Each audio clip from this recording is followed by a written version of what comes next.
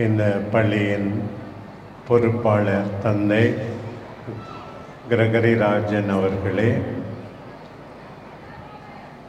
தந்தை அழகு செல்வன் அவர்களே, தந்தை டேவிட் ஸ்டான்லி அவர்களே, தந்தை டேவிட் அவர்களே, இங்கே இருக்கின்ற மற்ற அருள் தந்தையர்களே, இந்த பள்ளியின் மாண்பமை ஆசிரியர் பெருமக்களே, அன்பார்ந்த பெற்றோர்களே, விருந்தினர்களே, மிக முக்கியமாக லிட்டில் ஃப்ளவர் மெட்ரிகுலேஷன் ஸ்கூலில் படிக்கின்ற மாணவ செல்வங்களே, I am happy to be part of this sports day here. உண்மையாகவே மிகவும் மகிழ்ச்சி அடைகிறேன்.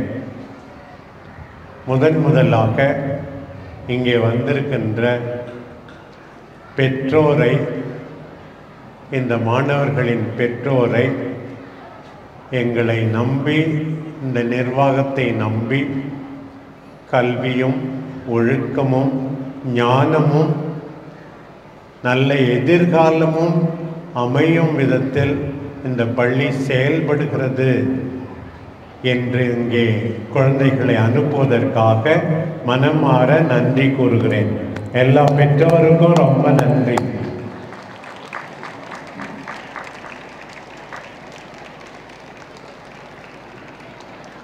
இரண்டாவதாக, இந்த மாணவர்களுக்கு இவ்வளவு அருமையாக பயிற்சி கொடுத்திருக்கின்ற, இன்னும் கல்வியிலும் எல்லா நிலைகளிலும் சிறந்து விளங்கச் செய்கிற இந்த பள்ளியின் ஆசிரியர் பெருமக்களுக்கு என்னுடைய இதயமார்ந்த பாராட்டையும் நன்றியையும் தெரிவித்துக் கொள்கிறேன். அதில் முக்கியமாக கடந்த சில ஆண்டுகளாக இந்த பள்ளிக்கு தலைமை தாங்கி நன்றாக வழிநடத்தி இப்போது மாற்றம் பெற்றிருக்கிற தந்தை டேவிட் அவர்களுக்கு இதயமார்ந்த பாராட்டு நன்றியை தெரிவித்துக் கொள்கிறேன். அன்பார்ந்த மாணவர்களே, இங்கே இடம்தான் அதிகமாக இல்லை. உங்களுடைய மனசு, உங்களுடைய திறமைகள் விசாலமாக இருக்கிறது. உண்மையாகவே நீங்கள் எந்த மாணவர்களுக்கும் சளைத்தவர்கள் அல்ல. உங்களுடைய திறமைகளை கண்டு, ஒழுக்கத்தை கண்டு, உங்கள் தயாரிப்பை கண்டு நான் மிகவும் மகிழ்ச்சி அடைகிறேன். Hearty congratulations and appreciations to all the students of Little Flower Matriculation School. இன்னைக்கு நான் முக்கியமாக 2 காரியங்களை பற்றி எடுத்து சொல்ல விரும்புகிறேன். முதல்ல, cleanliness is next to godliness என்று சொல்லுவார். Cleanliness is next to godliness. தூய்மையாக இருக்க வேண்டும்.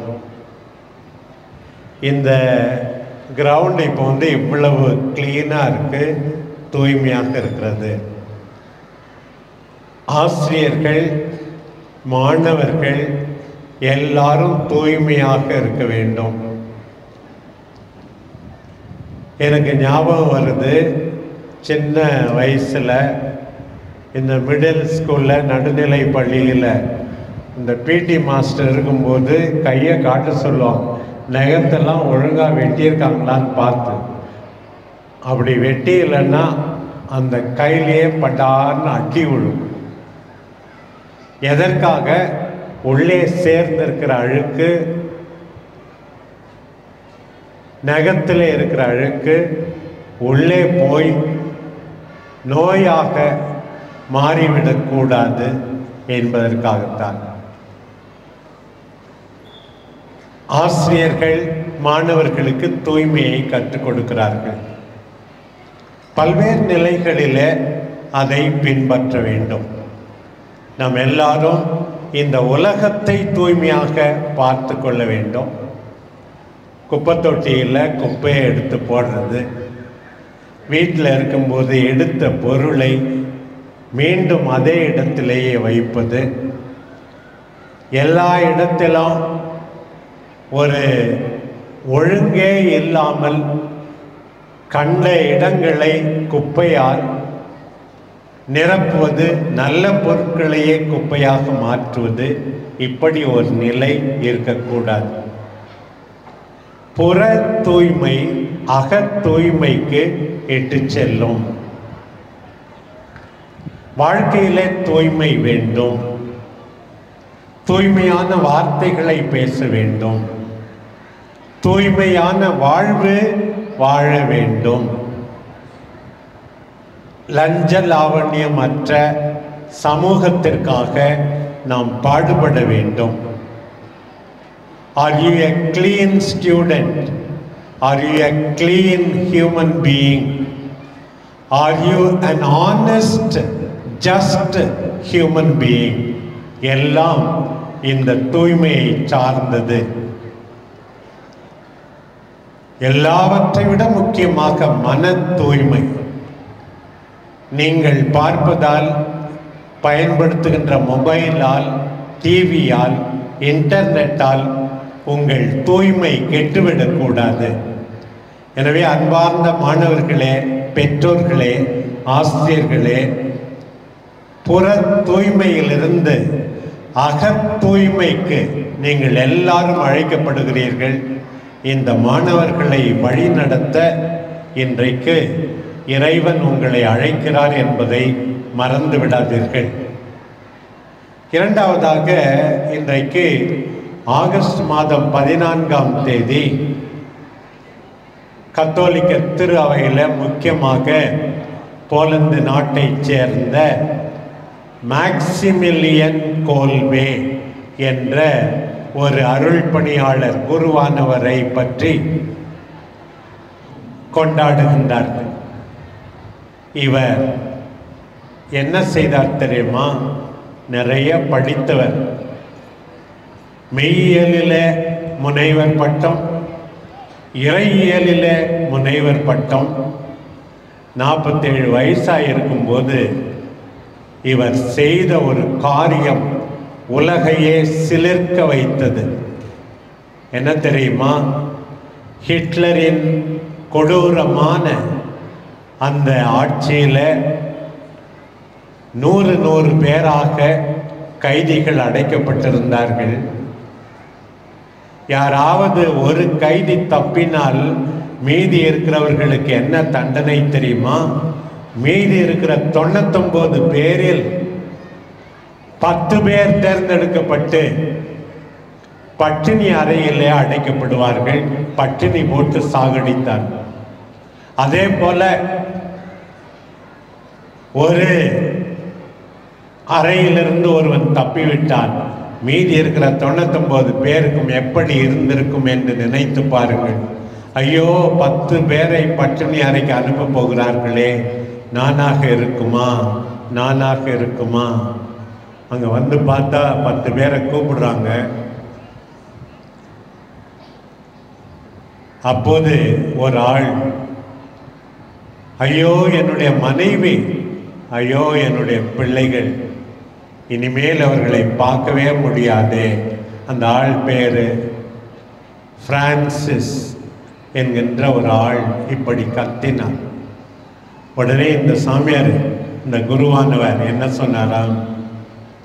அந்த குடும்பத்தின் தந்தையை விட்டு விடுங்கள், அவருக்காக நான் உயிரை கொடுக்கிறேன், நான் போகிறேன் பட்டினி அறைக்கு என்று போனாராம். பாருங்கள், போய் எல்லாரும் பட்டினியால் செத்தாங்க. கடைசியாக இவருக்கு விஷ ஊசி போட்டு சாகடிச்சாங்க.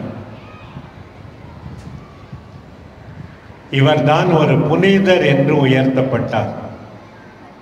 படிப்பு முக்கியமல்ல, குடும்பத்துக்காக, சமூகத்துக்காக, தேவையில் இருப்பவர்களுக்காக, கண்ணீர் வடிப்பவர்களுக்காக, தியாகம் செய்கின்ற மனப்பாங்கு நம்முடைய லிட்டில் ஃப்ளவர் மெட்ரிகுலேஷன் பள்ளியில் படிக்கின்ற மாணவர்களுக்கு இருக்க வேண்டும் என்று இந்த நேரத்தில் ஆசைப்படுகிறேன். பிரியமானவர்களே, சுத்தம் ரொம்ப ரொம்ப முக்கியம். நாம் ஏற்கனவே கேள்விப்பட்டிருக்கிறோம், கந்தையானாலும் கசைக்கு கட்டு, கூழானாலும் குளித்து குடி என்று.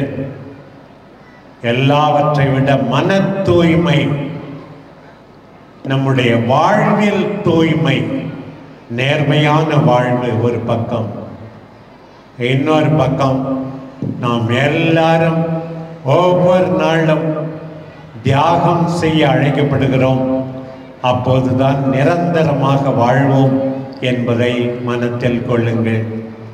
மீண்டுமாக இந்த பள்ளியின் டைரக்டர் தந்தை கிரகரி ராஜன் அவர்களுக்கும், மாண்புமிகு ஆசிரியர்களுக்கும், இங்கே அலுவலகத்தில் பணிபுரிகிறவர்களுக்கும் எல்லாருக்கும் என்னுடைய பாராட்டு. இங்கே வந்திருக்கிறவங்கள் எல்லாருக்கும் இறைவனின் ஆசீர். நன்றி. God bless you.